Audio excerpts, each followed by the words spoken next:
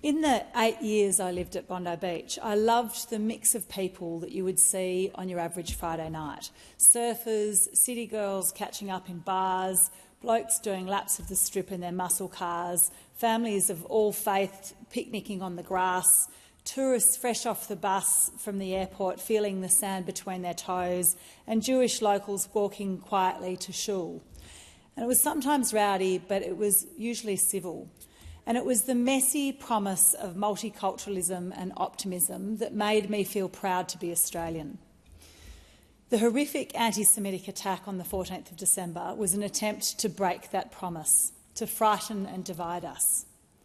Just as September 11 was an Islamic extremist attack at the symbolic heart of American capitalism, this was an attack at the symbolic heart of Australian pluralism and inclusion.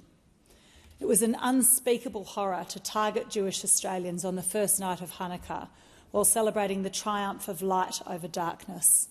It confirmed the worst fears of Jewish Australians who'd witnessed a rise in anti-Semitism in recent years, and it will remain a stain on our collective conscience. Today is about remembering and honouring those who lost their lives on that day as a step towards ensuring it will never happen again.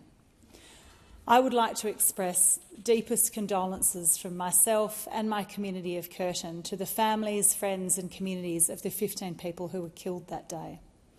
Each of their lives tells a story of kindness, connection and courage.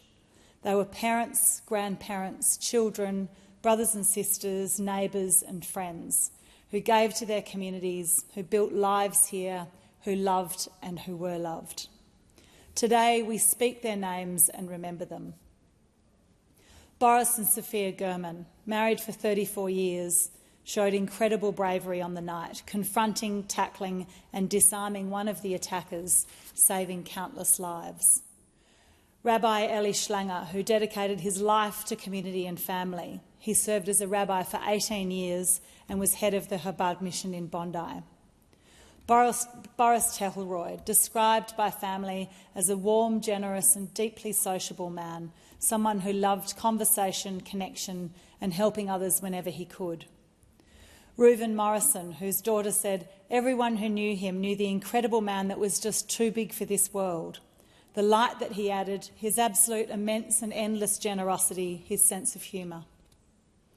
Marika Pagani, who was a dedicated volunteer and delivered more than 12,000 kosher meals on wheels. Rabbi Yaakov Leviton, who was a deeply respected member of Sydney's Jewish community and served as Secretary of Sydney Beth Din, the Rabbinical Court. Peter Marzo, who was a retired police detective and deeply valued member of the Randwick Rugby Club. His family have said he was a cherished brother, husband and uncle whose kindness, generosity and love touched everyone who knew him.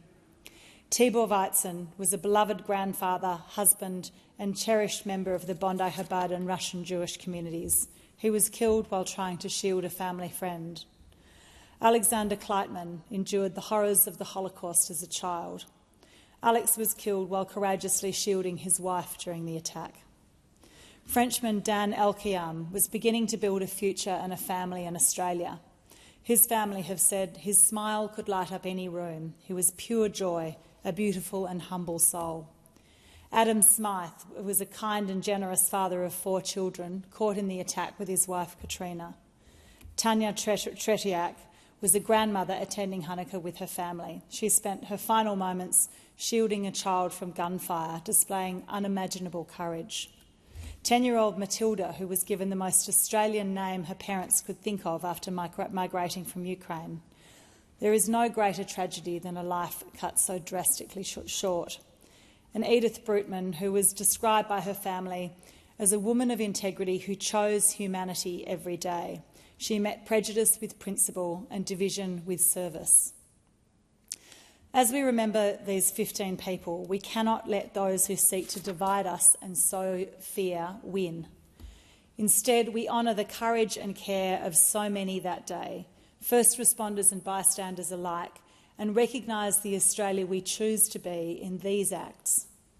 As Rabbi Eli Schlanger's cousin said, the world is a good place and it's filled with billions of good people. We have to believe that the billions of good acts can dispel the darkness. Faith leaders have asked that we do a mitzvah, an act of kindness, to honour those that we have lost.